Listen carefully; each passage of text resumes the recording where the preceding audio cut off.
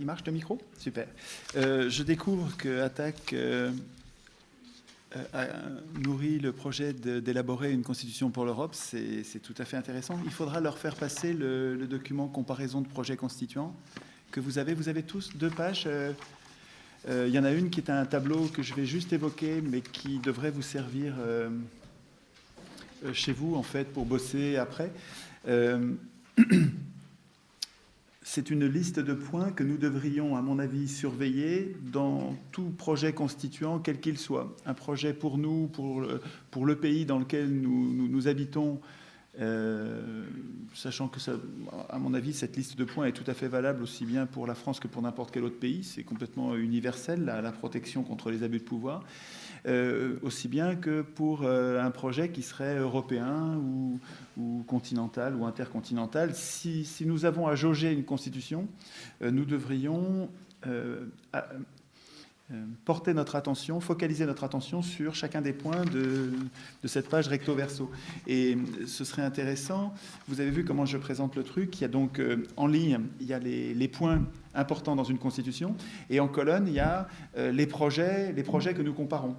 Donc il y a le plan C qui est ce que nous élaborons ensemble sur le wiki, donc ça c'est ce que je connais de mieux pour l'instant en termes de constitution, parce que c'est là qu'on y trouve de véritables contrôles, un véritable respect de l'initiative populaire. Enfin, c'est une véritable constitution qui protège les gens contre ceux qui ont le pouvoir. Et puis, j'ai mis à côté 2 colonnes qui sont notre constitution nationale en France et la Ve République, et puis le projet d'institution européenne qu'on devrait appeler anti-constitution et pas constitution, parce que c'est une prison, donc il ne faut surtout pas appeler ça une constitution, c'est une anti-constitution. Et puis il y a une colonne vide pour un nouveau projet. Alors, le projet d'Attac pourrait être là, par exemple, on pourrait point par point vérifier si Attac respecte bien l'initiative populaire, respecte bien la responsabilité des acteurs, met bien des contre-pouvoirs au gouvernement, des contre-pouvoirs au Parlement, des contre-pouvoirs aux juges, donne bien des pouvoirs au CSA, est-ce qu'il y a bien des assemblées tirées au sort, est-ce que le contrôle de la monnaie est citoyen, est-ce que, etc., etc., etc. Donc chacun des points, ce serait, à mon avis, ce sera un outil de travail pour les gens d'Attac, sachant que probablement, je vais être taquin, l'avis va différer suivant qu'on a affaire aux membres d'Attac de base ou à la hiérarchie d'Attac. Parce qu'en général, les chefs ont un avis différent sur le tirage au sort et la démocratie, ils ont un avis différent de l'avis de la base, souvent. Donc il y a probablement, chez Attac, il doit y avoir le même travers. Alors, merci à vous d'être là, nombreux, malgré la neige, malgré les conditions météo difficiles. Ce qu'on va faire ce soir, normalement, et c'est bien sympa, c'est bien agréable. Parce que les expériences que j'ai des dernières fois, là, c'est un chouette moment. C'est un moment rare et qui donne plein d'espoir, vous allez voir. Je vais essayer d'être bref dans l'intro. Il faut quand même que je vous explique bien quand même l'objectif, le cadre, les idées que les autres ont déjà eues pour que vous soyez pas... que vous ne sentiez pas complètement démunis devant une page blanche, mais je peux essayer de me débrouiller pour que cette intro soit courte, pour qu'ensuite, quand on bosse ensemble, qu'on écrive les trucs ensemble, qu'on ait du temps pour écrire, et puis ensuite du temps pour partager ce qu'on a écrit. Comme on est relativement nombreux, probablement il va falloir qu'on fasse des groupes. Je préfère qu'on reste ensemble plutôt que les groupes, parce que quand on fait des groupes, on n'entend pas ce qui se dit dans les autres groupes. Alors moi, je suis un peu vénard parce que je passe d'un groupe à l'autre, donc j'arrive à voir, mais vous pouvez le faire aussi, d'ailleurs, si vous voulez, vous pouvez à un moment quitter votre groupe pour aller voir un peu ce qui se dit dans les autres groupes. Oui, alors d'un mot, l'idée, c'est d'écrire nous-mêmes ce soir un ou deux ou plus, enfin au moins un article de Constitution. Alors pourquoi ça? Pourquoi est-ce que je me mets en tête de proposer à mes congénères humains d'écrire un article de Constitution? Alors je repasse le film, mais très vite. Depuis 6 ans, je me suis réveillé politiquement en constatant les injustices sociales et le projet d'anticonstitution européenne. Je suis pris de peur par cet je découvre un truc que je trouve affreux.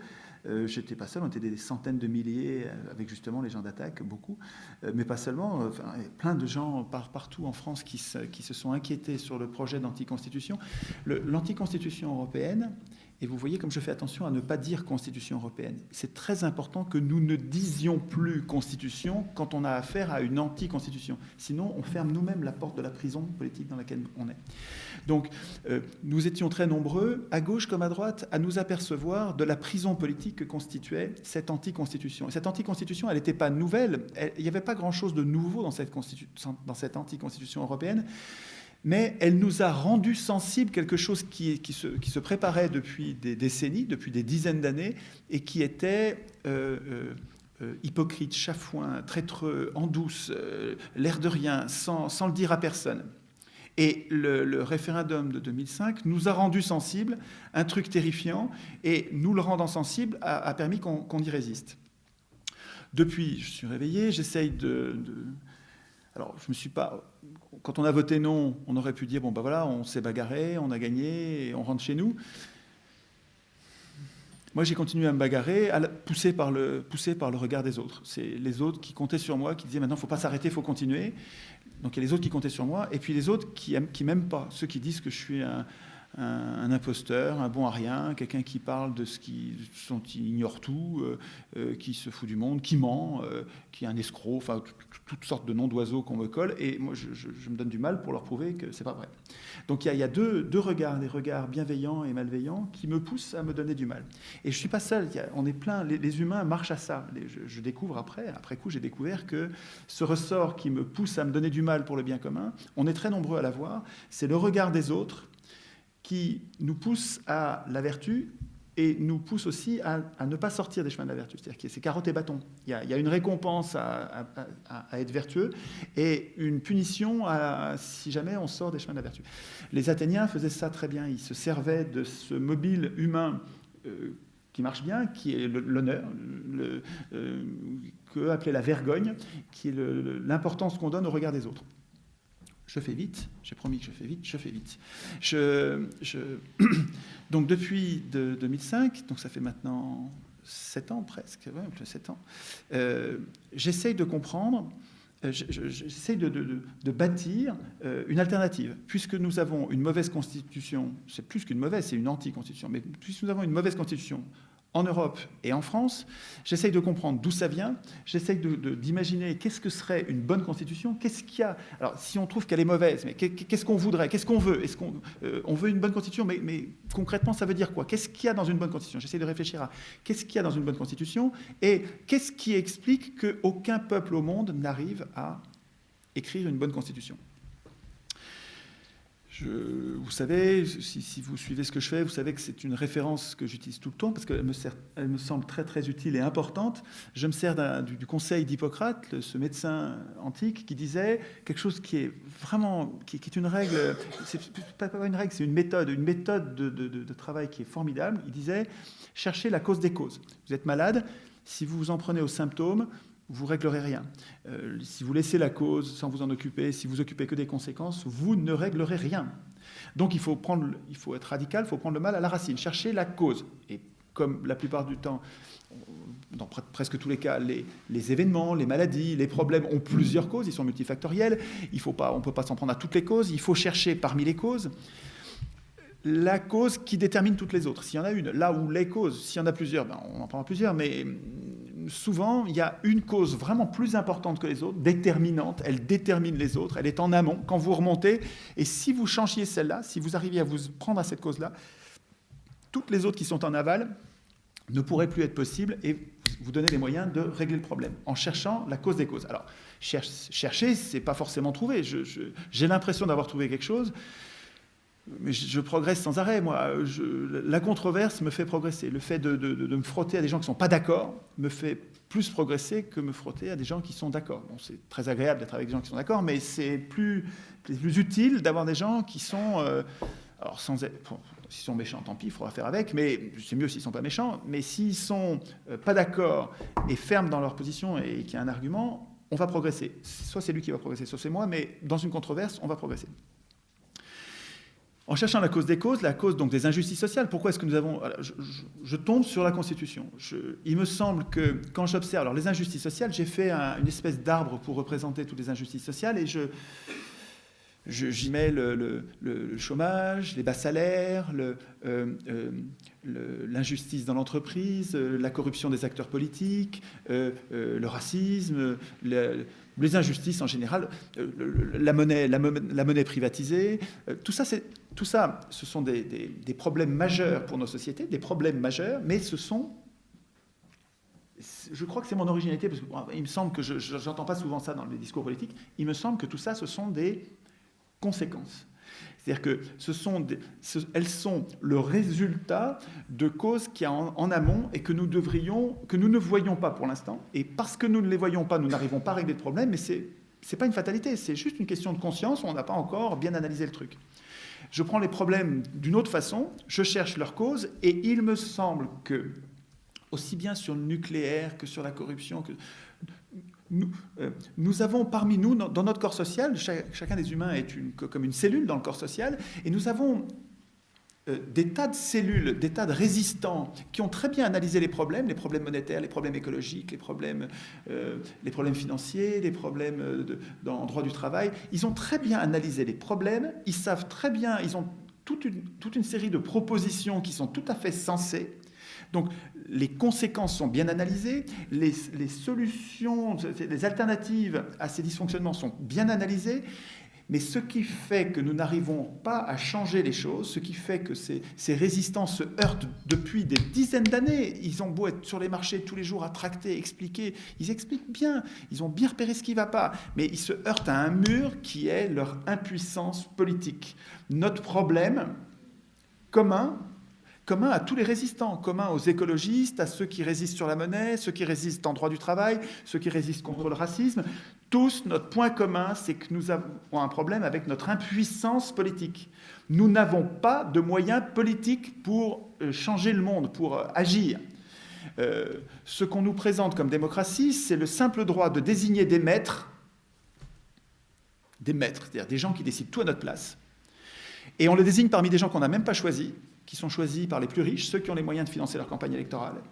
Et pendant leur mandat, même s'ils nous trahissent au dernier degré, et encore plus s'ils nous trahissent à un degré second, mais quel que soit leur comportement, nous n'avons aucun moyen de résister à leur abus de pouvoir. Donc, la démocratie, ça devrait être demos kratos, ça devrait être le pouvoir au peuple, ça devrait être notre pouvoir contre nos représentants quand on estime qu'ils nous trahissent. On en est plus que loin, on est dans le strict opposé, on est dans un régime qui ne devrait pas, que nous ne devrions pas appeler démocratie. C'est normal que les voleurs de pouvoir, c'est comme ça que je les appelle, c'est plus clair, qui sont au pouvoir, c'est normal que les voleurs de pouvoir appellent ça démocratie parce que c'est fabuleux comme idée d'avoir mis ce mot-là à l'envers en disant vous êtes en démocratie et l'avoir répété à l'école, dans les journaux, dans les livres, à tel point que nous en sommes convaincus. Moi, il y a encore 5 ans, je pensais que élection égale démocratie, démocratie égale élection. On m'a appris ça depuis que je suis tout petit. C'est normal que nous le répétions, mais il faut comprendre que c'est parce que nous l'acceptons, c'est parce que nous acceptons d'appeler démocratie son strict contraire, ce qui devrait s'appeler une plutocratie, c'est-à-dire le régime des riches par les riches pour les riches, c'est parce que nous acceptons d'appeler ça démocratie que nous n'arrivons pas à imaginer son alternative, nous n'arrivons même pas à le vouloir. On dit on voudrait la démocratie, et on nous dit ben, vous l'avez déjà, et on ne sait pas quoi répondre parce qu'il nous manque le mot de ce qu'on veut, le mot qui permet de désigner ce qu'on veut. Il faut que je fasse attention à ne pas être trop long parce que je suis intarissable et ce n'est pas précisément le sujet. Notre sujet, c'est de l'écrire nous-mêmes, la démocratie. Alors, je me recentre sur cette cause des causes. Pourquoi est-ce que ce que nous vivons aujourd'hui, cette anti-constitution dans laquelle nous n'avons le droit que de désigner des maîtres, parmi des gens qu'on n'a pas choisis, sans avoir le moyen de résister pendant le mandat, avec des mandats longs et renouvelables, donc des professionnels de la politique, ces régimes qui ne sont pas des démocraties, on les observe partout dans le monde. Partout, il y a des soi-disant constitutions on observe que ce sont des anti-constitutions. Et j'essaye de comprendre pourquoi. Je cherche la cause des causes. Cette cause est importante dans notre impuissance. C'est parce que nous avons une mauvaise constitution que nous sommes impuissants. Mais si cette cause a elle-même une cause, j'améliore les moyens pour moi de changer la situation, plus je me rapproche de la cause des causes. Alors, quelle est la cause de cette mauvaise constitution ? Je pense que partout dans le monde, les constitutions sont écrites par les professionnels de la politique. par des hommes de parti, ou des élus, ou des ministres, ou des juges, des hommes de parti, des professionnels de la politique. Écoutez bien, ce sont pas des gens ce sont des gens qui souvent sont dévoués au bien commun, ils ont un projet de société, il y a des corrompus là-dedans, mais ils ne sont pas tous corrompus, il y a des gens bien là-dedans. Mais ils sont, au moment d'écrire la Constitution, ces gens-là sont en situation de conflit d'intérêts. Ils écrivent des règles qu'ils sont censés ensuite devoir craindre. Normalement, une constitution, ça doit être au-dessus des élus. Les élus sont au-dessus de nous. Nous avons besoin des élus pour écrire le droit qui va servir à nous pacifier. Les règles écrites, on a besoin de gens qui les écrivent à notre place parce qu'on est trop nombreux pour écrire nous-mêmes les règles dont nous avons besoin. Ok, on a besoin de représentants.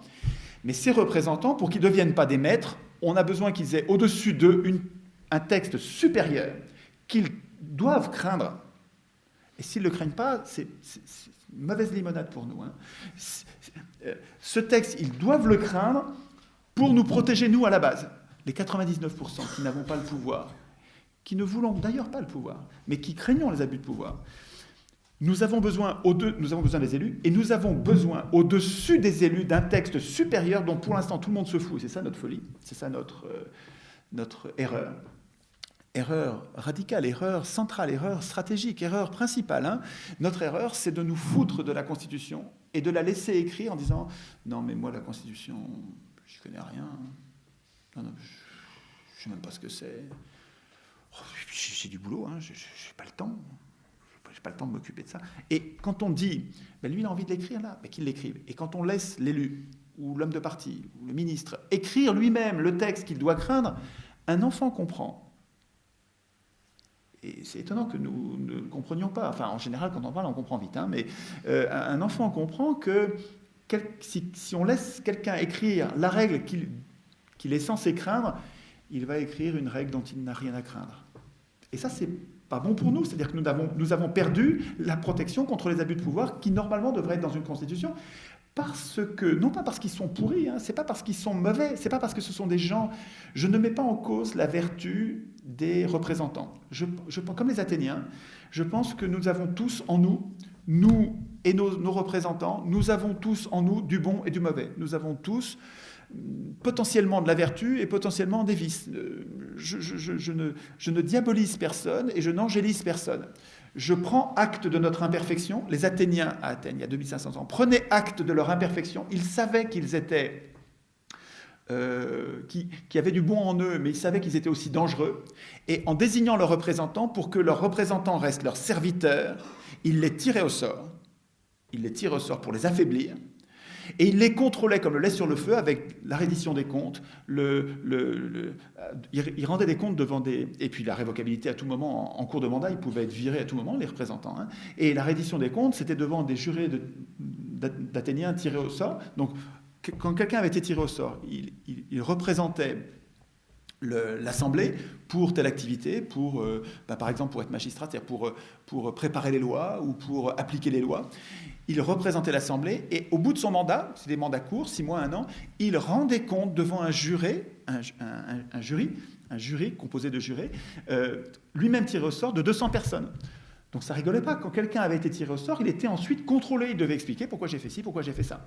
Donc les Athéniens, pour avoir des représentants qui restent des serviteurs et ne soient pas des maîtres, ils tiraient au sort leurs représentants pour les affaiblir. Nous avons choisi un système qui n'a rien à voir. Nous avons choisi un système qui est l'élection, qui n'est pas du tout démocratique, qui est aristocratique, puisque l'élection consiste à choisir le meilleur Aristos. C'est pas étonnant que nous soyons en oligarchie avec une procédure centrale qui est l'élection. C'est juste normal. On est juste, nous, complètement incultes parce que nous associons... mais ce n'est pas une fatalité, hein, ça change. Nous sommes incultes parce que nous associons élection et démocratie, c'est une erreur. Nous associons la lumière et la nuit, nous associons le froid et le chaud, nous associons des choses incompatibles. Élection démocratique, c'est oxymorique, c'est une contradiction dans les termes. si vous choisissez l'élection, c'est que vous préférez l'aristocratie, peut-être, ok, c'est un choix, mais il ne faut pas perdre la démocratie. Si vous choisissez la démocratie, il faudra qu'il y ait du tirage au sort. La centralité du tirage au sort en démocratie fait partie de ce qu'on est en train de réapprivoiser entre les Occupy, les réelles démocraties, les indignés, les Anonymous. Tous ces gens qui cherchent une vraie démocratie sont en train de découvrir la centralité du tirage au sort en démocratie. Ce n'est pas tout à fait le sujet de ce soir. Le sujet de ce soir, c'est, puisque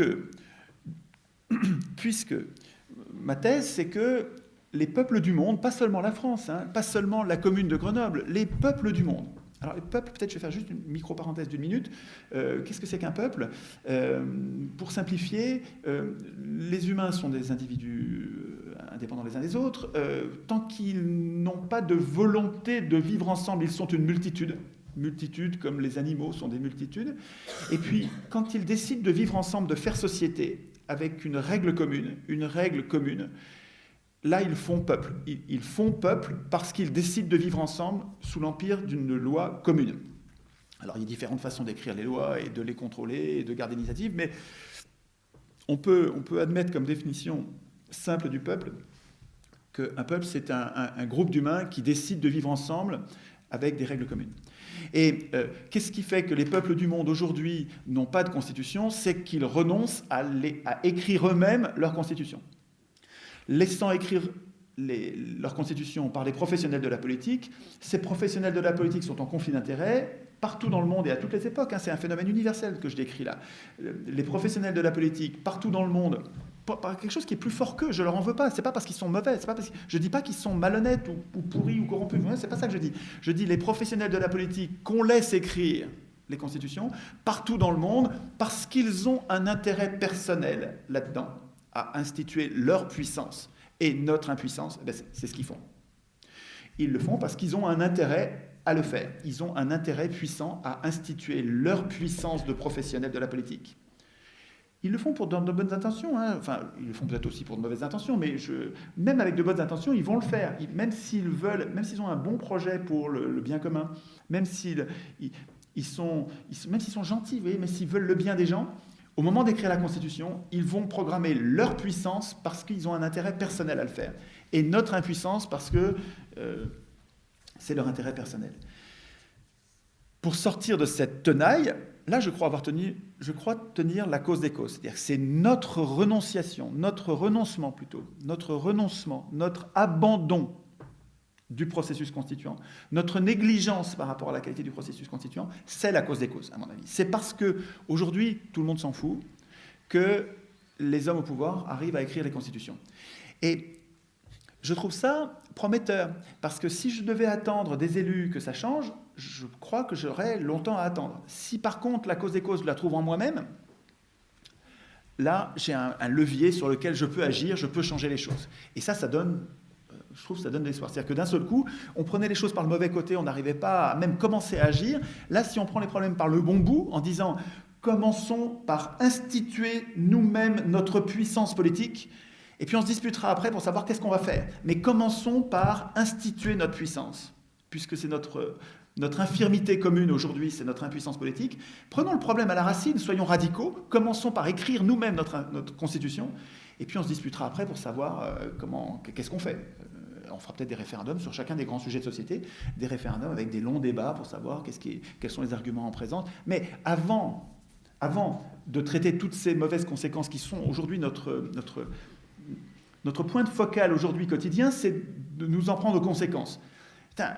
Après 200 ans d'échecs, ou 200 ans de relatifs échecs quand même, il y a quelques victoires formidables.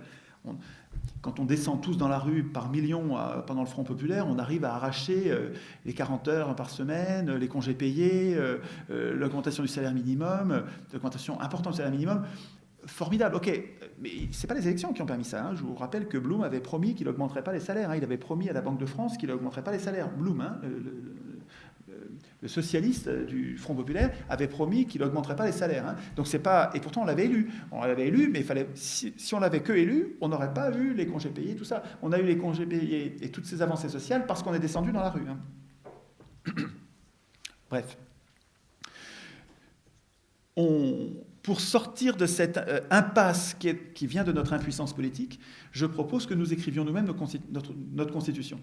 Et alors, bien sûr, on va nous dire en face, les voleurs de pouvoir et leurs amis des médias vont nous dire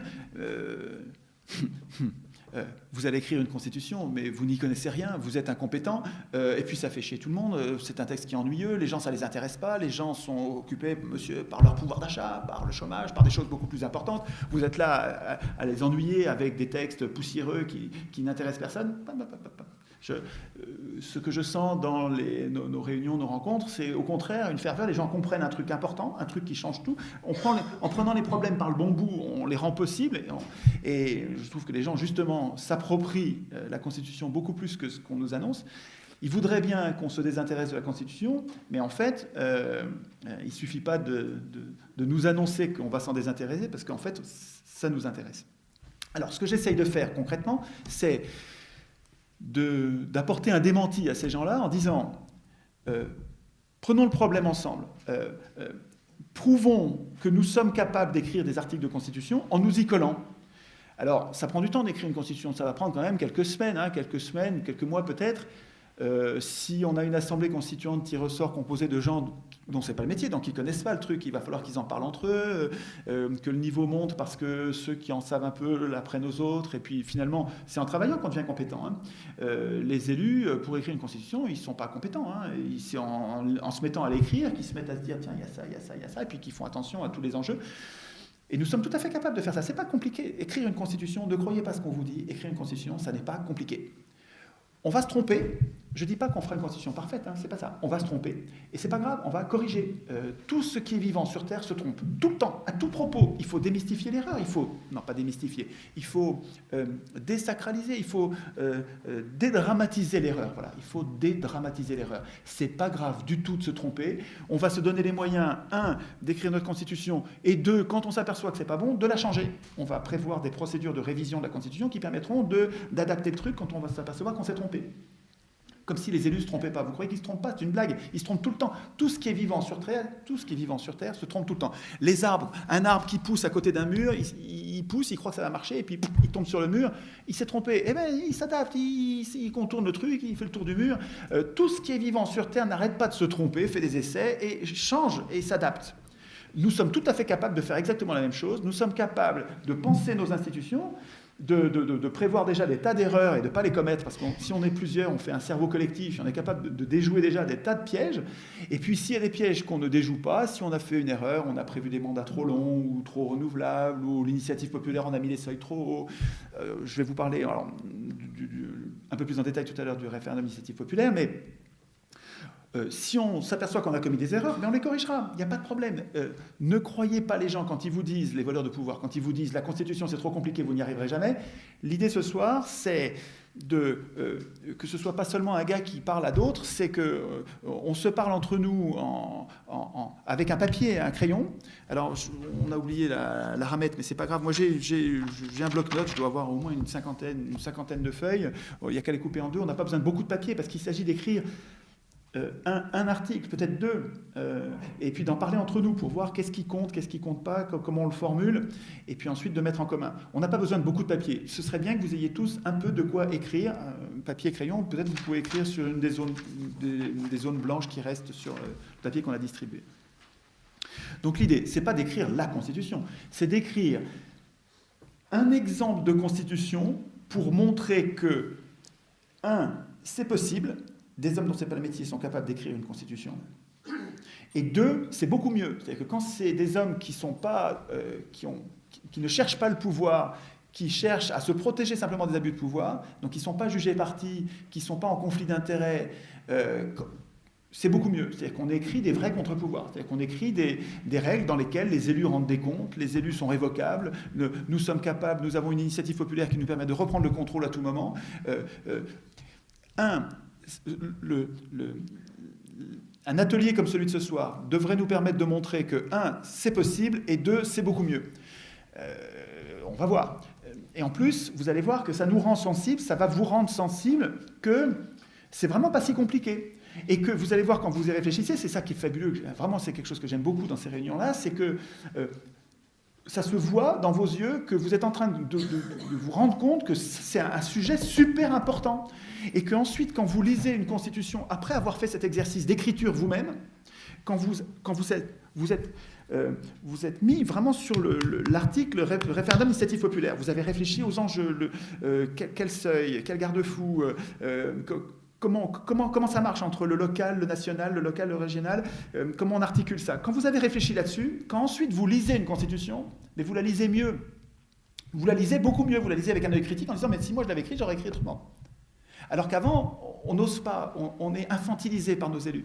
Nos élus nous traitent comme des enfants, comme si nous n'étions pas capables du politique, de la pensée politique, comme si nous étions capables que de désigner nos maîtres. Et ça, ayant été infantilisé depuis notre plus tendre enfance, on est encore un peu gourd, quoi, un peu maladroit. Et quand on se met à écrire, il faut se rendre compte que l'importance, vous allez sentir, vous allez voir tout à l'heure, quand on écrit nous-mêmes notre contrat social, quand on écrit nous-mêmes les règles d'écriture du droit et de contrôle de ceux qui écrivent le droit, quand on écrit, quand on est constituant, on passe de l'enfance à l'âge adulte. On est en train de devenir des grands. On est en train de devenir des grands, mais au sens, ça n'a rien à voir avec l'âge, quoi, hein. C'est-à-dire qu'on est en train de devenir autonome. Nous sommes en train de vouloir produire nous-mêmes le droit auquel nous consentons. Alors que pour l'instant, nous sommes hétéronomes. Nous subissons le droit écrit par quelqu'un d'autre.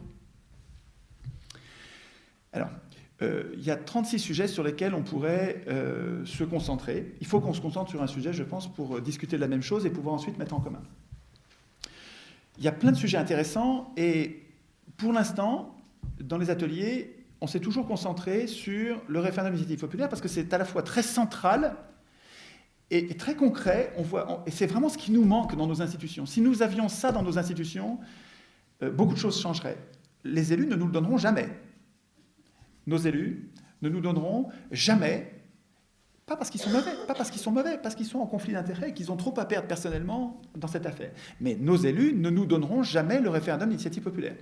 Vous savez que les élus en France, donc les députés, les sénateurs, ont, en 2010, j'ai un doute d'un seul coup, enfin bon, il n'y a pas longtemps, nous ont modifié la Constitution pour y ajouter un référendum d'initiative populaire. Nos élus ont ajouté, alors je pensais qu'il allait être dans le document et puis il n'y est pas, donc il faut me croire sur parole, vous le trouverez sur Internet. Nos élus ont ajouté dans l'article 11 de notre Constitution un alinéa qui dit voilà le référendum d'initiative populaire. Et quand vous le lisez, vous voyez, je vous jure que c'est vrai, que ce n'est pas un référendum d'initiative populaire, c'est un référendum d'initiative parlementaire. C'est à l'initiative d'un cinquième des membres du Parlement que le référendum, à l'initiative d'un cinquième des membres du Parlement. C'est-à-dire que c'est incroyable. Mais vraiment, ils nous prennent pour des nouilles. Parce que c'est gros, c'est écrit. C'est à l'initiative d'un cinquième des membres du Parlement. Avec le soutien... Mais le soutien, c'est pas l'initiative. Avec le soutien de 1/10 des électeurs, ce qui est énorme, hein. On est 40 millions d'électeurs, 10% des électeurs, c'est 4 millions de personnes. 4 millions de personnes, c'est beaucoup de monde, quoi, hein. Et c'est juste le soutien, c'est pas l'initiative. Un élu n'est pas capable, vraiment pas capable, parce qu'il est en conflit d'intérêts, il n'est pas capable d'instituer le référendum d'initiative populaire. C'est à nous de le faire. Si on le veut, il faut qu'on l'écrive nous. Donc l'idée, c'est de se concentrer là-dessus. Alors, ce que je peux faire, avant qu'on commence à écrire, c'est vous présenter qu'est-ce que c'est que le référendum d'initiative populaire, pour que vous sachiez ce que vous allez avoir à écrire, pour que vous compreniez l'enjeu, à quoi ça sert, comment ça marche, comment on fait dans les pays où ça existe, puisqu'il y a des pays où ça existe. Vous allez voir, c'est pas compliqué du tout. C'est pas compliqué. Vous allez voir, hein, ce que je vais vous dire, c'est pas compliqué, hein. Je vais vous donner des exemples. Je vais vous donner des exemples d'enfumage. Il y a déjà l'exemple d'enfumage de nos parlementaires en France, qui instituent un référendum à l'initiative parlementaire et qui prétendent ensuite, quand ils en parlent dans les médias et quand ils écrivent des articles, ils disent « nous avons le référendum d'initiative citoyenne ». Ouais, si vous allez lire, vous allez voir que c'est des menteurs.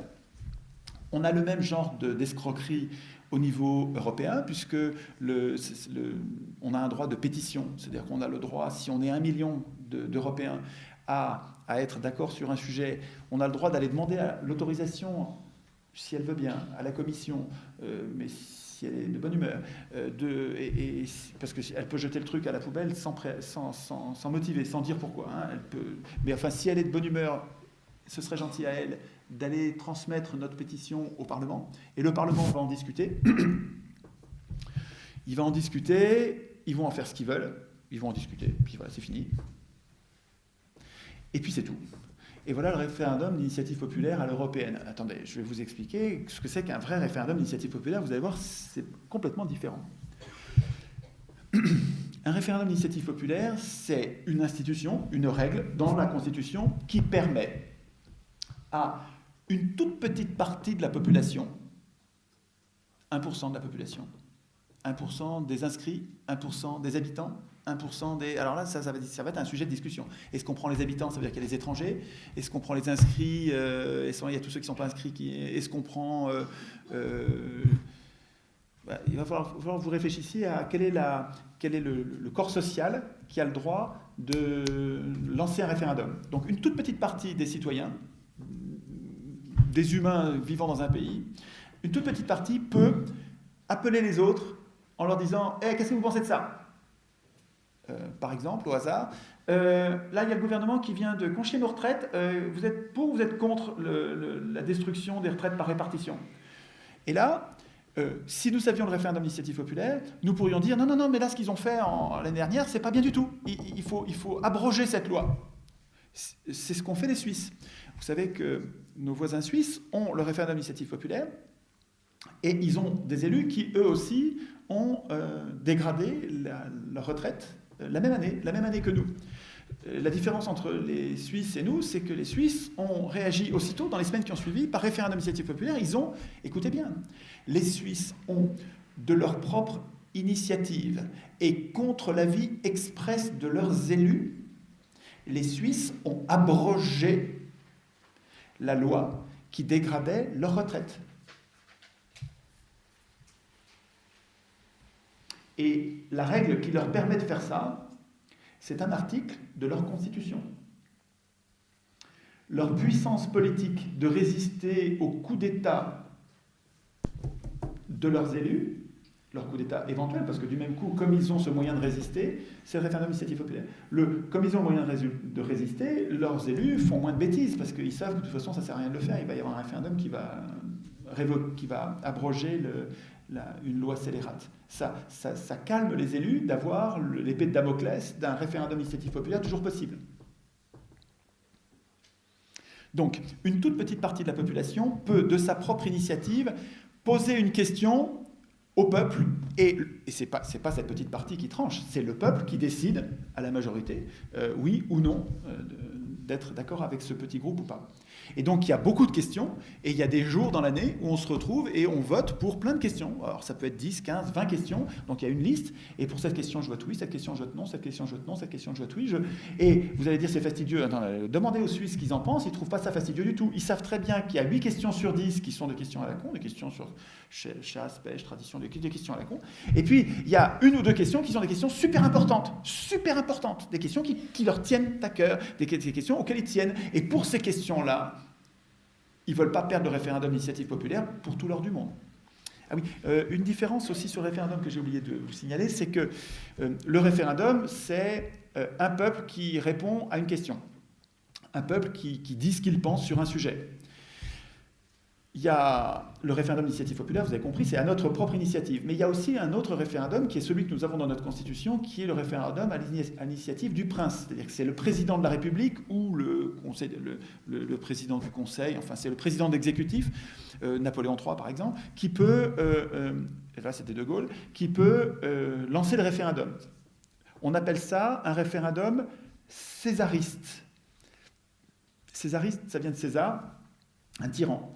C'est-à-dire qu'en fait, c'est un outil pour un tyran de poser la question qui va bien, la question à laquelle on ne peut pas dire non, et puis qui ensuite se prévaut de ce oui massif pour dire le peuple m'a acclamé, maintenant je peux faire ce que je veux et faire tous les projets de loi antisociaux ou toutes les régressions des libertés grâce à cette légitimité que m'a donné le référendum. Le référendum à l'initiative du prince, non, nous c'est le seul qu'on ait dans la République française, parce que nous, ce n'est pas une république, c'est une privée. Hein. Le seul référendum que nous ayons, c'est précisément celui qui devrait être interdit. Nous n'avons en France que le référendum à l'initiative du prince, et c'est un référendum qui est extrêmement dangereux parce qu'il permet à un démagogue, un tyran, je ne donne pas de nom, vous débrouillez, vous allez en trouver, il y en a plein, il permet à un démagogue, un tyran en puissance, de manipuler l'opinion pour se donner une fausse légitimité. J'ai plein de copains de gauche qui sont contre le référendum en bloc, tous les référendums, parce qu'ils me disent mais Étienne, le référendum, c'est césariste. Mais non, pas tous les référendums. Le référendum à l'initiative du prince est césariste, est dangereux, oui, mais le référendum d'initiative populaire, il n'est pas dangereux du tout. C'est une folie, enfin c'est une incohérence de la part des gens de gauche. Alors de la part des gens de droite, c'est de bonne guerre. Hein. Ils ne veulent pas du pouvoir du peuple, donc ils refusent les outils qui donneraient le pouvoir au peuple. Mais les gens de gauche sincères, vraiment de gauche, je ne parle pas des gens du PS, hein, je parle des autres. Parce que le PS, c'est un faux PS. Hein. Je vous fais remarquer au passage que ça fait longtemps qu'ils ont compris que l'homme est comme le lapin, il s'attrape par les oreilles. C'est Mirabeau. Mirabeau qui était un connaisseur, hein, un escroc, un vendu, un pourri, qui savait très bien que quand on était un beau parleur, on avait sur ses proches, enfin sur ses congénères, un pouvoir terrible. Il disait, l'homme est comme le lapin, il s'attrape avec les oreilles. Et donc là, pourquoi j'avais ouvert cette parenthèse? J'ai perdu le fil. J'ouvre tout le temps des parenthèses, donc chaque fois je me mélange les crayons. J'étais en train de parler de... Oui, le PS, oui, absolument, merci. Le PS, les riches qui ont pris le pouvoir en 1789, les riches de la richesse mobilière, écoutez, Henri Guillemin, G-U-I-2-L-E-M-I-N, formidable, une trouvaille, vous allez voir sur Internet, tout est bon et passionnant. Toutes les vidéos d'Henri Guillemin vont vous éclairer, ça va vous transformer. Vous allez vous transformer, vous allez changer. Vous allez voir, puis en plus, à force de l'écouter, parce que chaque conférence écoute 2, 3, 4 fois, vous allez l'apprivoiser, vous allez voir, ça va devenir un ami, quelqu'un qui est honnête, qui est gentil, qui est extrêmement savant, qui s'occupe tout le temps des pauvres et qui prend toujours l'histoire. Alors, parce qu'on n'en a pas assez des historiens des pauvres, mais là, on en a un vrai. Bon, j'en ai un autre, d'ailleurs, je vous ai apporté Je voulais vous en parler ce soir, justement, parce que j'en ai pas encore parlé. Il y a un gars qui s'appelle Mathiez, ça s'écrit Mathiez, ça se dit Mathiez, qui a écrit une histoire de la Révolution française, et Guillemin se sert beaucoup des travaux de Mathiez. Mathiez, c'était début du XXe siècle, jusqu'à moitié du XXe siècle, c'est donc début du XXe siècle, et c'est quelqu'un qui a fait un travail sur la Révolution française qui est remarquable. Vous allez me dire, mais pourquoi il nous embête avec la Révolution française? C'est super important. Le régime dans lequel nous vivons a commencé avec la Révolution française. La Révolution française. Dans la Révolution française, il y en a deux. Il y a la Révolution des riches, donc des Sieyès, des Mirabeau, des Danton, tous ces gens-là ont fait une révolution de riches pour les riches. Ils ont installé une plutocratie. Ils voulaient une plutocratie. Ils voulaient un régime censitaire, c'est-à-dire un régime dans lequel il n'y a que ceux qui payent des impôts, il n'y a que les propriétaires qui exercent le pouvoir. Les autres se taisent, travaillent et n'ont pas de pouvoir. Ils ont voulu ça, c'était une révolution française. Et puis au milieu de la Révolution française, il y a 2 ans avec Robespierre, où il y a eu vraiment, le peuple a été défendu, enfin, il y a toute une série il y a enfin le suffrage universel, il y a l'abolition des privilèges, parce que le 4 août, il n'y a pas eu d'abolition des privilèges, hein, vous savez que il y a eu l'abolition des privilèges des corporations, c'est-à-dire qu'on a détruit la protection qu'avaient les travailleurs, parce que les corporations, c'était une prison pour les travailleurs, mais c'était aussi une protection. À la manière, vous savez, Chomsky dit l'État, c'est en même temps une prison et une protection, c'est-à-dire que l'État, c'est des barreaux, et dehors, il y a les prédateurs, il y a les multinationales, il y a des gens qui sont prêts à nous bouffer, et l'État est notre seule protection. L'État et la nation, c'est notre seule protection. Chomsky nous dit, c'est un nanar américain formidable, il faut connaître Chomsky. Hein. Chomsky dit, détruisez pas les barreaux de la cage, sinon les lions qui sont à l'extérieur vont vous bouffer. Repoussez les barreaux de la cage, et agrandissez l'espace de la protection dans laquelle vous êtes, mais ne détruisez pas les... Je continue à ouvrir des parenthèses à gogo, je n'arrête pas, je ne devrais pas. En tout cas, Guillemin se nourrit de Mathiez, ça se sent, et Mathiez nous explique de façon extrêmement documentée, nous explique mieux que Michelet, quoi, qui est un raconteur de fables, d'histoires. Mathiez nous donne du data, des informations pour comprendre aujourd'hui, pour comprendre que nous sommes pas en démocratie, mais que ce n'est pas un accident. Nous sommes en plutocratie parce que c'était voulu comme ça dès le départ. Alors, je reviens à mon référendum. Le référendum d'initiative populaire, c'est donc une procédure, une institution qui prévoit qu'un peuple peut, et donc il suffit d'écrire qu'il le peut. Tout à l'heure, ce que vous allez faire, c'est juste d'écrire 1% de la population, ou 1% des inscrits, ou 1% des citoyens, vous faites comme vous voulez, vous allez réfléchir à votre formulation, mais 1% ou 0,5, ou un citoyen, on va voir sur les seuils tout à l'heure, je vais vous en parler un petit peu plus, mais en tout cas, vous allez écrire 1% des citoyens peuvent poser une question sur n'importe quel sujet au peuple. Et ça, le truc va s'appeler référendum d'initiative populaire, 2 points. Il suffit de l'écrire. Ce qui fait que nous ne l'avons pas, c'est que ça n'est pas écrit. Et si ça n'est pas écrit, c'est parce que ceux qui l'ont écrite, cette constitution, avaient un intérêt personnel à ne pas l'écrire. C'est pas une fatalité qui tombe du ciel. Vous comprenez ce que je veux dire ? Notre impuissance politique, le fait que nous n'ayons pas le référendum d'initiative populaire, ne tombe pas du ciel comme si c'était Dieu qui, et puis de tout temps, c'est pas du tout. C'est nous avons laissé écrire des gens qui avaient un intérêt personnel. Alors moi j'étais à peine né, 58, mais donc c'est mes congénères qui étaient comme moi, on est tous les mêmes. Nous avons laissé écrire De Gaulle sa propre constitution, et De Gaulle a écrit une constitution pour De Gaulle. C'est pas la faute de De Gaulle. De Gaulle a fait ce que nous lui avons laissé faire. Tout pouvoir, Montesquieu, tout pouvoir va jusqu'à ce qu'il trouve une limite. Je prends une image que j'aime bien. Bon, vous la connaissez sûrement si vous avez vu les vidéos sur le net, ça fait rien. Pour ceux qui ne l'ont pas vu, c'est important. Je prends l'image d'un corps physique, un objet. Vous prenez un stylo, vous le regardez qui tombe. Il est mu par une force qui est plus forte que lui. Il ne peut pas. Il suit la force qui s'impose à lui. Et il s'arrête quand il y a une limite. Vous n'allez pas reprocher au stylo d'être tombé. Le pouvoir, c'est pareil. Le pouvoir abuse. Le pouvoir, il va jusqu'au bout de son pouvoir, comme dirait Frédéric. Pardon. Le pouvoir va jusqu'au bout de son pouvoir. Le pouvoir va jusqu'à ce qu'il trouve une limite, dit Montesquieu. Tout pouvoir a besoin de limites. Ce que Montesquieu n'a pas dit, c'est « Hey, faites attention à qui écrit les limites. Qui écrit les limites ? Si vous laissez les pouvoirs écrire eux-mêmes les limites de leur pouvoir, il ne faut pas vous étonner d'être dans une prison politique, d'être impuissant. C'est votre faute, c'est notre faute. C'est parce que... Donc, il ne faut pas en vouloir à tel ou tel acteur politique, je n'ai pas dit de nom, de se comporter comme un salaud. Ils vont jusqu'au bout, ils vont jusqu'à ce qu'il y ait une limite. Demandez-vous, quelle est la limite que vous avez fixée ?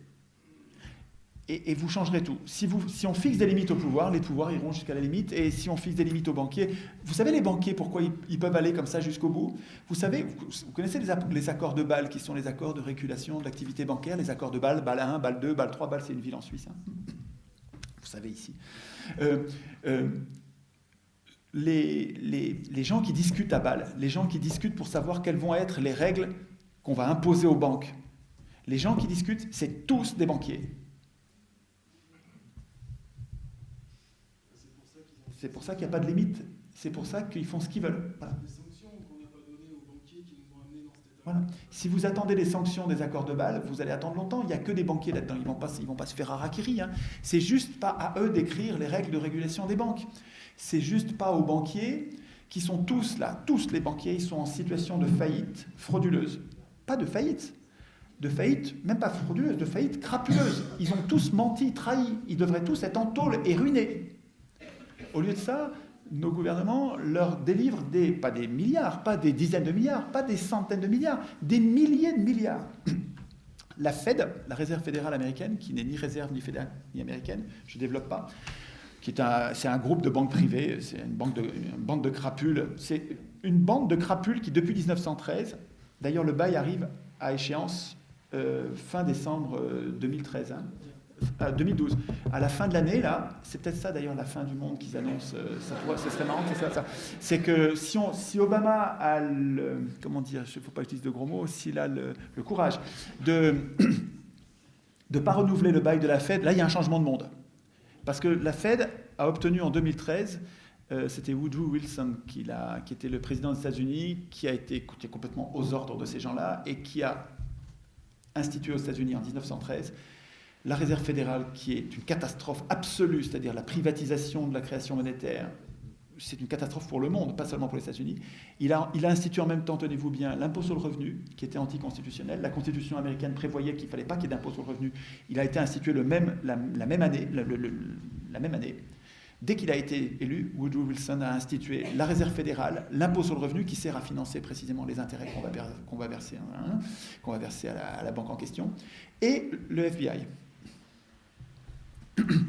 La Fed a eu un bail de 99 ans. Et ça veut dire qu'au bout de 99 ans, si on n'est pas content, si on estime qu'ils ont mal fait leur boulot, on pourrait ne pas renouveler le bail. C'est bizarre, les médias, ça ne les intéresse pas. Nos journalistes, ça ne les intéresse pas. Ils trouvent que ce n'est pas un sujet, ils préfèrent nous parler du mariage homosexuel ou je sais quelle autre couillonnade. Enfin bon. Oui. C'est comment? Parlez plus fort.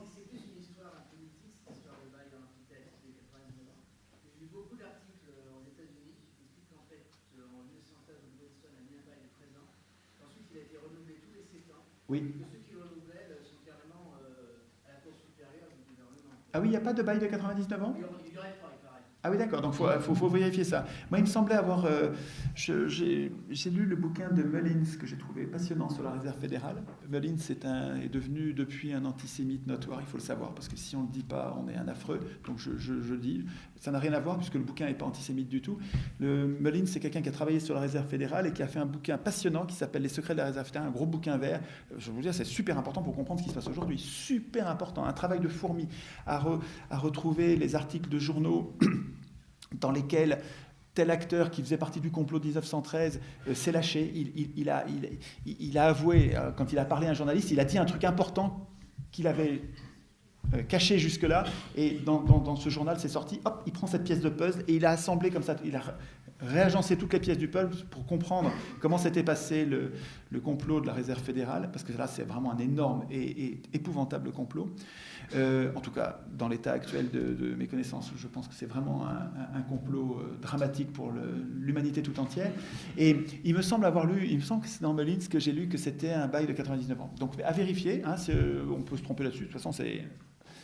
D'une façon générale, moi et les autres, je cherche. C'est-à-dire que je sais que je me trompe. Il y a des tas d'endroits où je me trompe. Simplement, je ne sais pas encore les endroits où je me trompe. Dès que je me trompe, je change, je m'adapte. Et ayant découvert mon erreur, je progresse, je me trompe moins. Et donc, je ne cherche pas du tout à avoir raison. Et je dis pas la messe. Hein, je suis pas en train de. C'est pas une révélation. Je suis en train de chercher un truc. Et donc, quand je m'aperçois que je me trompe, c'est très très bien. Moi, vérifions cette histoire de bail. S'il n'y a pas de bail de 99 ans, ben voilà. Donc il y a une opportunité qui disparaît. De toute façon, je parlais de ça pour vous dire que la Réserve fédérale a créé. Il y a eu un audit récemment cet été par le Congrès, qui ont un mal de chien parce que la Réserve fédérale ne se laisse pas faire. C'est vraiment un État dans l'État. Ils ont une puissance phénoménale, une puissance de corruption, vous n'avez pas idée. Ils ont la planche à billets de la monnaie du monde. Donc c'est extravagant. Ils sont absolument hors contrôle. Ils sont absolument hors contrôle. Il y a une vidéo sur le net qui était parue en 2007, où il y a une audition des gens de la réserve, du patron, et le patron de la réserve fédérale, non, c'était pas le patron, c'était la personne chargée de son contrôle, la personne publique chargée de son contrôle, et qui se fait interroger par les députés, les députés américains, et il y en a un qui lui dit, mais il y a 9 000 milliards qui ont disparu dans vos comptes, vous pouvez nous dire où ils sont? Non, mais vous cherchez, mais vous allez trouver. C'est extravagant. Il n'y a pas moyen de savoir où sont passés 9 000 milliards de dollars et la personne qui est chargée du contrôle est absolument impuissante et on ne peut rien faire contre elle. C'est-à-dire que c'est vraiment un État dans l'État. Et ce que je voulais vous dire, c'est qu'il y a eu donc un audit qu'ils ont fait tant bien que mal cet été et ils ont découvert qu'en 2008 et 2009, en 2 ans, la Fed a créé en plus de tout ce qu'on savait, a créé, et c'est pas tout, mais a créé 16 000 milliards de dollars à taux zéro pour toutes les banques du monde entier. C'est-à-dire le ramassis de crapules de toutes les banques du monde. Vous prenez toutes les crapules du monde, parce que c'est un cartel ce truc-là. Et la Fed, pour qu'ils ne fassent pas faillite, les a arrosés de...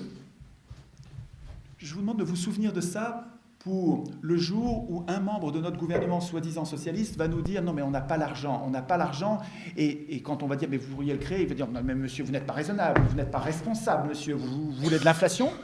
Pendant ce temps, pendant qu'on vous dit il faut baisser les retraites, il faut baisser les cotisations sociales, il faut baisser les prestations sociales, il faut baisser tous les services publics, il faut privatiser, il faut vendre tous les bijoux de famille de la République, pendant qu'on vous dit ça pour économiser quelques milliards, pendant ce temps, les banques entre elles, ceux qui devraient être en tôle parce qu'ils sont en faillite crapuleuse, les banques entre elles font marcher la planche à billets, vous savez, celle qu'il ne faut pas faire marcher, même un tout petit peu, parce que sinon on crée de l'inflation.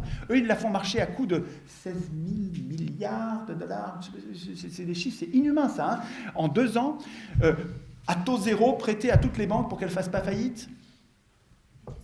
C'est les mêmes banques. Alors qu'est-ce qu'on peut faire ? Moi, je ne vois rien d'autre. Excusez-moi, je suis désolé, c'est l'antienne d'Étienne. Je n'ai pas d'autre solution, parce qu'on est dans un piège absolu. Tout est verrouillé. Je n'ai pas d'autre solution que d'écrire nous-mêmes notre Constitution. Il faut prendre le problème à la racine. Si vous prenez le problème par ce que je viens de dire, c'est-à-dire la Fed qui crée 16 000 milliards, vous allez faire comme je fais en ce moment, c'est-à-dire qu'on va blablater, on va discutailler, c'est-à-dire qu'un truc qui ne sert absolument à rien, on va s'indigner et sans rien changer, parce qu'on prend le problème par le mauvais bout, on prend le problème par les conséquences. Alors on gueule contre les conséquences, et tout ce qu'on peut faire, c'est descendre dans la rue, ils s'en foutent complètement. Donc on est impuissant politiquement, il s'agit de comprendre d'où vient cette impuissance politique. Cette impuissance politique, elle est écrite dans un texte dont tout le monde se fout. Ce texte, c'est la Constitution. Tant que nous la laisserons écrire par d'autres, tant que nous dirons « Ok, la Constitution, c'est bien gentil, c'est théorique, occupons-nous d'autre chose », tant que vous ferez ça, nous participerons à notre impuissance parce que nous ne prenons pas le problème à la racine, nous ne sommes pas radicaux. Je sais bien que ça ne donne pas la solution pour demain, mais je crois que ça donne la solution pour après-demain. Parce que si, là, je ne sais pas combien vous êtes, je crois 50, 100, si en sortant, vous arrivez à convaincre 2 personnes que la cause des causes, c'est-à-dire le truc sur lequel nous devrions nous battre, c'est on ne veut plus de professionnels de la politique dans la prochaine constituante. C'est-à-dire que la prochaine fois qu'on va se révolter comme les Tunisiens, comme les Égyptiens, comme les gens qui se révoltent contre leurs tyrans, à chaque fois, ils élisent l'Assemblée constituante, c'est-à-dire qu'ils nomment leur Assemblée constituante parmi les professionnels de la politique. Donc, c'est reparti, rebelote. Pourquoi ils ont fait ça ? Parce qu'ils n'ont pas réfléchi au truc avant. Toute leur vie, on leur a dit élection égale démocratie. Donc, ils y croient, comme moi, il y a 5 ans, comme tout le monde. On y croit parce qu'on n'a pas encore pris conscience. Si, quand vous sortez d'ici, vous arrivez à convaincre 2 personnes que la bonne lutte politique, c'est de devenir nous-mêmes constituants. C'est de ne plus laisser les hommes politiques, professionnels de la politique, écrire eux-mêmes les règles de leur propre pouvoir. Le bon combat politique, c'est d'interdire à un homme politique de faire partie de l'Assemblée constituante. Il suffit que la prochaine Assemblée constituante soit désintéressée, qu'il n'y ait plus dedans des gens qui soient des tricheurs en puissance. Pas des tricheurs en général, des tricheurs à ce moment-là, dans cette occurrence-là, à cause du conflit d'intérêts. Il suffit qu'on se batte contre ça pour que ça change tout. Si chacun d'entre vous, vous arrivez à convaincre 2 personnes, mais en profondeur, des gens qui sont tellement convaincus que non seulement ils ont compris ça, mais ils ont compris qu'il faut qu'à leur tour, ils en convainquent 2. Si c'est toutes les semaines qu'on a un facteur 2, c'est exponentiel. C'est-à-dire que si vous avez encore besoin de moi pour faire le truc, c'est mort. Parce que moi, je ne peux pas être partout. Il faut que l'idée, elle soit capable de grandir toute seule. Il faut que vous soyez capable, il faut que vous la preniez pour vous, vous la fassiez vôtre, vous la jugez, il faut que vous l'évaluez. Je ne vous demande pas de me croire sur parole. Il faut me rentrer dans l'art. Si vous trouvez qu'il y a une faille, un truc qui ne va pas, allez-y. Est-ce qu'il y a des objections, un truc qui ne marche pas, une mauvaise idée, l'idée n'est pas bonne. Si vous avez l'impression, n'hésitez pas. Mais une fois que l'idée est bonne, qu'elle est robuste, elle est simple, elle est forte, elle va tout changer, c'est elle qu'il faut qu'on porte. Si elle est capable de se répandre toute seule, ça va se passer. Et la prochaine insurrection, je ne sais pas quand ça viendra, mais ce n'est pas parce que je ne sais pas quand ça viendra que ça n'arrivera pas. La prochaine insurrection, le prochain moment où ça va péter parce qu'ils ont charrié, ils ont exagéré, ils ont été trop loin, eh ben, il y aura plein de monde, et ça ce sera une nouveauté dans l'histoire des hommes, il y a plein de monde qui va dire attention, l'Assemblée constituante, il ne faut pas qu'il y ait de professionnels de la politique, on ne veut pas l'élire. On ne veut pas élire l'Assemblée constituante. On veut qu'elle soit tirée au sort. Ou bien, deuxième possibilité, ou bien il y a une Assemblée constituante dans chaque village. Et tous, on écrit la Constitution. On écrit la Constitution du village, de ce quartier de Grenoble, et puis ensuite on fait une fédération de communes pour faire un... Mais on fait partie de la démocratie d'en bas. C'est nous qui la voulons, nous voulons devenir constituants. Si on y a réfléchi avant et qu'on est capable d'être... Si on est très nombreux à le vouloir, ça arrivera. J'ai pas de meilleure idée, je suis désolé, c'est tout ce que j'ai. Mais bon, voilà, je sais bien que ça ne réglera pas le problème tout de suite. Mais ça veut dire qu'il faut... pas arrêter d'étudier les conséquences, parce que les conséquences sont toujours intéressantes. Hein. Quand je vois François Dehalleux qui bosse sur le nucléaire, qui va faire des enquêtes, qui est allé à Fukushima, ça lui coûte la peau du dos d'aller à Fukushima. Ça fait rien, il met les ronds, parce que c'est sa mission. Et il va enquêter, il nous ramène des nouvelles de Fukushima. On peut l'aider d'ailleurs. Hein. Allez voir, il faut chercher François Dehalleux, H-A-2-L-E-X. Vous pouvez l'aider en lui donnant un peu des thunes.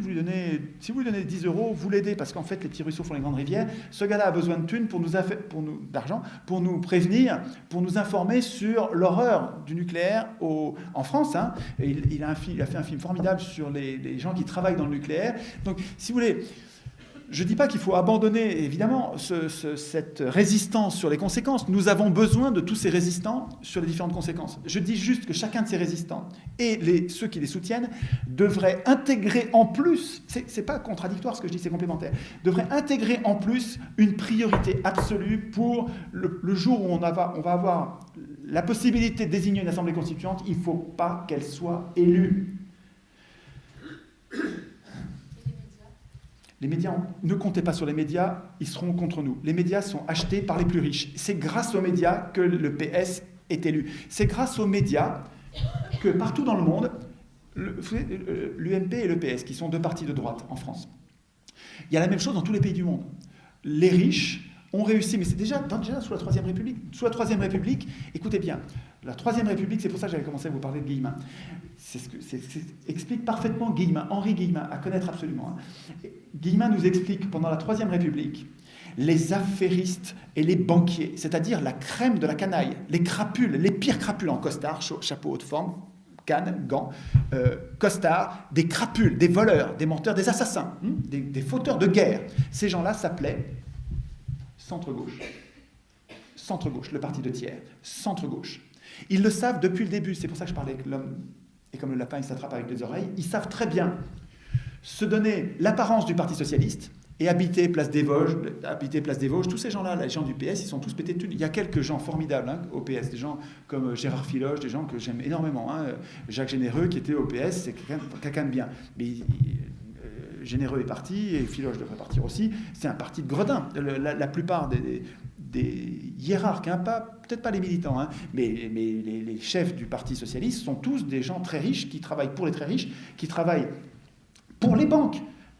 Hollande est allé dire à la Cité de Londres, mais n'ayez rien à craindre, regardez ce qu'on a fait depuis 81.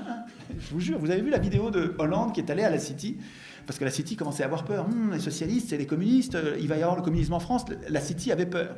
Les marchés, les dieux cruels que sont les marchés, dont nous sommes censés avoir peur, ces dieux, où tout a été organisé pour que nous en ayons peur, parce qu'on nous a mis dans leurs griffes, de façon non nécessaire et ruineuse.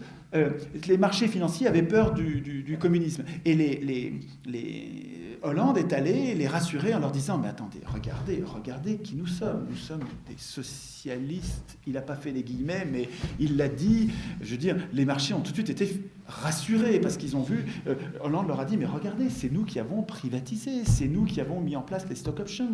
C'est nous qui avons mis en place les marchés financiers, c'est-à-dire le MATIF, c'est-à-dire le marché le plus spéculatif du monde. C'est nous qui avons mis en place toutes ces horreurs. C'est nous qui avons...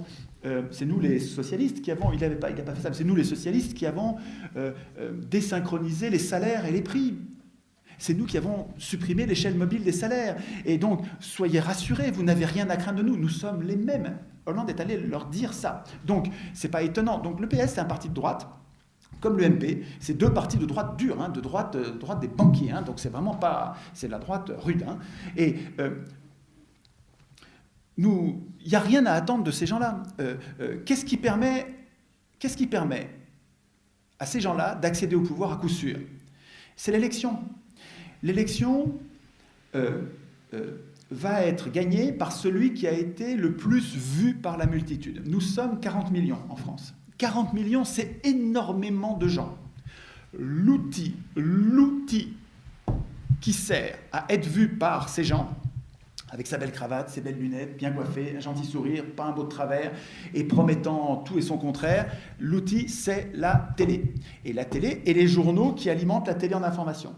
Donc, c'est absolument stratégique pour les riches d'acheter les télés et les journaux, de les acheter. Quand Rothschild achète Libération, c'est pas pour gagner de l'argent, il en perd.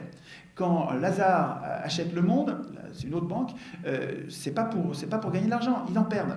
Quand Lagardère et Dassault, qui sont deux marchands de canons, achètent, quand Dassault achète le Figaro, quand Lagardère achète plus de la moitié de l'édition française, donc les livres, c'est pas pour gagner de l'argent, c'est pas pour ça. C'est pour promouvoir le gars dont on veut qu'il soit élu. Asselineau, qui a fait un travail intéressant là-dessus, dans une de ses dernières conférences, montre cette courbe incroyable dans laquelle on voit la corrélation qu'il y a entre le nombre d'heures de passage à la télé et les résultats aux élections. C'est la même courbe. C'est la même courbe. Si vous passez à la télé, vous allez avoir un bon score. Si vous ne passez pas à la télé, vous aurez un score minable. Donc, ce n'est pas nos luttes, ce n'est pas nos convictions, ce n'est pas notre effort qui va changer les élections. C'est le passage à la télé. Le passage à la télé, il dépend de choses qui nous échappent complètement. C'est pas la peine. Les élections, on va les perdre. Les élections sont faites pour qu'on les perde. Depuis le début, les élections sont faites pour que les pauvres les perdent. Les élections sont faites pour donner le pouvoir aux riches.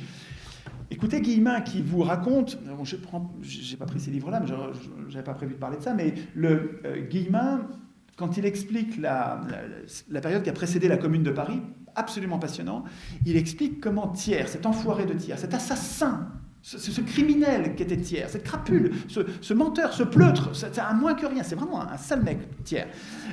Pourtant, il a des lycées, il y a des avenues, hein, mais c'est une crapule. Quand ce gars-là va expliquer à une assemblée de royalistes, vous n'êtes pas raisonnable à être royaliste. Le roi, ça focalise toutes les inimitiés, ça focalise les haines, les révoltes. On se révolte contre un roi. Regardez ce qu'on a fait au roi. C'est pas raisonnable. Regardez plutôt la République. Regardez plutôt ce qui existe depuis 92, qui est ce système d'élection pour qui votent les pauvres. Regardez, c'est toujours pour les notables. Les pauvres votent pour les notables, toujours. Et une fois que nous avons eu la moitié des voix plus une, nous sommes, dit Thiers aux royalistes, il y avait 600 royalistes, c'était une assemblée de royalistes qui a voté la République. La République. Thiers est allé les voir les uns après les autres pendant des mois, il leur a dit, une fois que nous sommes élus, nous sommes la volonté nationale, nous incarnons la nation, on ne peut plus résister. Soyez raisonnables, c'est beaucoup plus malin d'avoir la République que d'avoir la monarchie. Et vous avez une assemblée. C'est important de comprendre ça pour comprendre aujourd'hui. C'est une assemblée de royalistes qui a mis en place le régime dans lequel nous vivons. Parce qu'ils ont très bien compris que l'élection donne le pouvoir aux riches. Donc ça ne sert à rien d'attendre des médias, j'ai fait une grosse parenthèse pour répondre à la question sur les médias, mais bon, ça ne sert à rien d'attendre des médias qui nous aident. Il faut qu'on se débrouille entre nous, il faut qu'on soit viraux, il faut qu'on soit entre nous à la base comme des rhizomes de bambou. Il faut que ce soit sous terre, on n'attend rien des élus, on n'attend rien des médias, on n'attend rien des puissances, on se passe le mot entre nous de façon exponentielle parce qu'on prend le truc, on prend l'idée, on se l'approprie et on devient contagieux. Et on colle la maladie à l'oligarchie. On colle une espèce de maladie à l'oligarchie. C'est pour ça qu'on s'appelle des virus, des gentils virus démocratiques. Bon, c'est une idée. Je ne sais pas si ça marchera, parce que ça dépend pas de moi. Enfin, moi, je fais ce que je peux, mais si ça n'a que l'impact, si ça n'a que mon impact, c'est mort. Ça ne marchera pas. Il faut absolument, pour que ça marche, j'aime bien l'image de la chenille qui fait, vous savez, qui toute sa vie fait toutes les cellules se divisent et font elles font leur semblable. Et donc, toutes les cellules de la chenille font de la chenille, elles font de la chenille, elles font des cellules de chenille, elles font des cellules de chenille, puis la chenille vit sa vie de chenille en bouffant des végétaux, et elle fait des cellules de chenille, des chenilles, de la chenille, de la chenille. Si vous regardez son passé, vous diriez que s'il faut prévoir l'avenir, ça va être encore de la chenille, quoi. Elle fait toujours que de la chenille. Hein. Donc, si vous prévoyez pour anticiper, vous prolongez le passé, ça va faire de la chenille. Non. Il y a un moment où les cellules de chenille, ça leur pète. C'est fini. Maintenant, on va faire de la cellule de papillon. Et elles se mettent à fabriquer de la cellule de papillon. Putain, c'est génial ce truc-là quand même. Moi, ça me donne de l'espoir. C'est-à-dire qu'on a été servile pendant des millénaires, on a été servile, on a accepté. Et puis, mais c'est pas pour ça qu'on va toujours accepter. L'enfant qui, toute son adolescence et toute sa jeunesse, il a été docile, il a obéi à ses parents, c'est ses parents qui décidaient. Et puis quand les parents disent, je le fais, je suis pas d'accord du tout, mais je le fais quand même, j'ai pris l'habitude. Et toute sa vie, il a été obéissant. Et puis, alors, qu'est-ce qu'il y a ? Ça veut dire qu'il va être toute sa vie obéissant ? Il y a un moment, ça va lui prendre, et il va dire, mais c'est fini, moi je suis plus hétéronome, moi maintenant je suis autonome. Je vous aime bien, vous, mes élus là, vous étiez des gens très gentils, mais je veux plus d'élus. Voilà, les élus, j'en ai marre, je veux plus d'élus. Ni les élus de Dieu, les élus du peuple, les élus de... Au diable les élus, moi, ni Dieu ni maître, je veux être autonome. Voilà. Et bien, c'est peut-être... Je me dis que peut-être, enfin moi c'est ça que je vis intérieurement depuis quelques années, je vis à une espèce d'adolescence où je me dis je veux plus de représentants. En tout cas, si je veux des représentants, vous savez que le mot représentant c'est polysémique, ça a plusieurs sens en français, ça peut être soit un maître, soit un serviteur. Moi, je veux bien des représentants s'ils sont mes serviteurs, donc je veux les tenir par la gorge, je veux les tenir, et puis qu'ils soient surveillés à tout moment, c'est-à-dire qu'on les contrôle avant, pendant, après le mandat, on les contrôle tout le temps de façon à ce qu'ils restent nos serviteurs. Si c'est eux qui écrivent les règles, ils ne les écriront jamais. Bon, je suis intarissable là-dessus. Je prends beaucoup trop de temps. Il faut que je m'arrête de parler, et puis il faut qu'on discute ensemble pour écrire. Il faut que vous réalisiez que vous êtes capable d'écrire vous-même les articles. Alors, je reviens à mon référendum d'initiative populaire. On ne pourra probablement pas écrire, on va avoir, je ne sais pas depuis combien de temps je parle, ça fait 1h30. Putain, mais qu'il est bavard, je vois. Vite fait, parce qu'après tout à y penser, je crois que vous avez déjà répondu, mais sur les référendums d'initiative populaire suisse, oui. La Suisse n'est pas un modèle de démocratie. C'est une semi-démocratie, c'est-à-dire qu'ils peuvent se protéger contre les... Qu'est-ce que vous voulez dire que... Si la Suisse était le paradis, on saurait... Ah non, mais c'est pas un paradis, mais non, mais attendez, il n'est pas question de... Enfin, moi, j'ai jamais parlé de paradis, je n'imagine pas le paradis. Je cherche un régime politique dans lequel je puisse me protéger le corps social contre les abus de pouvoir. Est-ce que c'est dit de façon suffisamment puissante et consensuelle pour avoir votre accord ? Je cherche un corps d'institutions qui permette, je cherche un jeu d'institutions qui permette à un corps social, quel qu'il soit, de résister à d'éventuels abus de pouvoir. Le référendum d'initiative populaire fait partie des institutions qui nous permettent, par construction, de nous poser la question à nous-mêmes et de mener un débat en disant, à l'issue de ce débat, nous pensons, nous, le peuple, alors le peuple suisse, le peuple français, le peuple, n'importe quel peuple, nous, collectivités ayant décidé de vivre ensemble, nous pensons que, et telle décision. Il y a quelque chose de très important sur l'objection du fait que la Suisse soit imparfaite et que même la Suisse, par référendum, prenne des décisions détestables. Je n'ai pas d'exemple de ça, mais je peux accepter. Enfin, imaginons que les Suisses, par référendum, se posent la question, est-ce qu'on rétablit la peine de mort pour les crimes épouvantables ? Est-ce qu'on rétablit la peine de mort ? Et imaginons qu'ils votent oui. Ce qui n'est pas le cas. Ils ont eu ce référendum, ils ont voté non, il n'y a pas longtemps. Mais, parce que ça, c'est vraiment des chiffons rouges qu'on nous agite pour nous faire peur, parce que ce n'est pas ce qui se passe, en fait. Les gens ne sont pas si bêtes. Donc, en tout cas, imaginons qu'ils votent oui. Je suis censé, quand on me raconte cette histoire-là, je suis censé avoir très peur en me disant « Ouh là là, les gens vont mal décider ». Ma réponse, c'est « Qui suis-je ?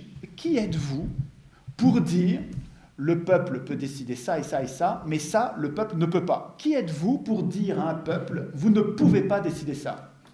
Si vous voulez, il y a une aporie, une difficulté. Si vous êtes démocrate, si vous défendez le droit des peuples à disposer d'eux-mêmes, il va falloir vous faire à l'idée que de temps en temps, le peuple en question, tel peuple, ne va pas décider la même chose que vous.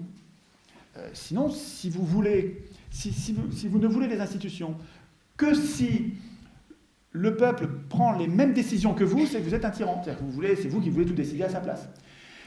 Écoutez, moi ce que je peux vous dire, c'est j'ai la conviction que si on laisse un peuple décider en se réappropriant ses médias pour avoir de vrais débats avant les référendums, ce qui n'est pas tout à fait le cas en Suisse, parce qu'en Suisse les médias, ils sont comme chez nous, ils sont terriblement manipulants.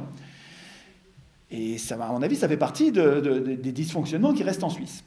Mais là, moi, je vous parle de réécrire notre Constitution, tout, y compris la création monétaire. Donc, ce qui fait qu'on a l'argent de nos services publics et de nos médias et de nos contrôles, de toutes nos institutions. On va récupérer l'argent si on récupère la création monétaire. Je vous parle de reprendre le contrôle de notre Constitution et donc de mettre fin à des tas d'impuissances. Quand on va écrire notre Constitution, c'est incroyable le nombre d'impuissances auxquelles on va mettre fin. Il me semble qu'un peuple à qui on va donner ce référendum, il va quelquefois se tromper.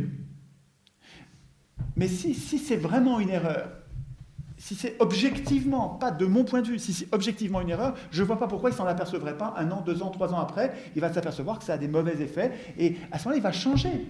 Si c'est vraiment une erreur. Et puis si c'est pas une erreur parce qu'il trouve que c'est bon, les résultats c'est bien ce qui compte, et ben voilà, j'étais pas d'accord, c'est pas bien. Mais pour 1 cas ou 2 cas ou 3 cas ou 4 cas sur lesquels vraiment moi ça me révulse, et ils ont remis la peine de mort, merde, il fallait pas. Mais en même temps, ces gars-là, ils se sont protégés contre la privatisation de leurs services publics, ils se sont protégés contre la dégradation de leur retraite, ils se sont protégés contre le nucléaire, ils se sont protégés contre etc. Ils se sont protégés contre l'injustice, etc. Que sais-je. Si vous voulez, je ne crois pas au chiffon rouge qui consiste à dire si vous donnez le pouvoir au peuple, il va faire que des bêtises. Ça, c'est pas vrai. Je sais bien qu'il ne fera pas que des choses bien, il ne fera pas non plus que des bêtises, il va faire des erreurs et qui peut prétendre ne pas se tromper? Des élus? Mais c'est une blague, c'est les élus qui déclenchent les guerres. Qui a décidé d'aller balancer des bombes sur la Libye? Des bombes sur la Libye? C'est des citoyens tirés au sort, c'est des jurés populaires? Pas du tout, c'est des élus. Alors que c'est quand même, excusez-moi, mais on ne peut peut-être pas ouvrir le débat sur la Libye, mais c'était pas raisonnable d'envoyer des bombes sur la Libye. Il y a des femmes et des enfants qui sont morts explosés dans des bombes, quoi. Je ne sais pas si vous acceptez cette idée, enfin moi ça me paraît révoltant. Et je ne pense pas que des peuples feraient ça. Je ne pense pas que des peuples qui ont repris le contrôle de leurs médias, des peuples qui ont des médias possédés par les marchands de canons, peut-être, mais des peuples qui ont repris le contrôle de leurs médias et qui ont de vrais débats, je pense que les peuples sont pas... Ils sont capables d'avoir des querelles de clochers, des querelles, des vraies bagarres, des bagarres idiotes, mais pas des guerres. Une guerre, il faut une intendance d'État. Il faut vraiment une organisation, une puissante organisation. Et il n'y a que les banques qui font ça. Il n'y a que les banques et les industriels qui font les guerres. Nous, les humains, on est capables de faire des bagarres, des querelles, des batailles, mais pas des guerres.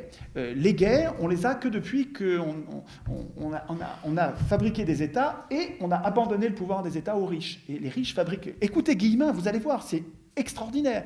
Vous allez avoir la guerre pendant la Révolution française, la guerre qu'ont menée les Girondins pour des raisons de politique intérieure.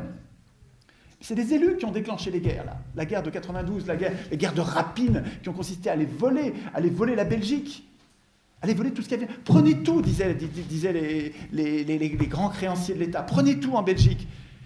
Ce n'est pas les peuples qui ont décidé d'aller faire la guerre, c'est les plus riches qui ont décidé d'aller faire la guerre. Et Guillemin va vous expliquer que c'est la même chose en 1870, c'est la même chose en 1914, c'est la même chose en 1940. À chaque fois, c'est les riches qui font les guerres, les riches, mais pas les riches, pas nous sommes riches, je vous parle des ultra-riches, des 1%, des industriels et les banquiers, la bande des Versaillais, des Thiers et des Girondins. Oui.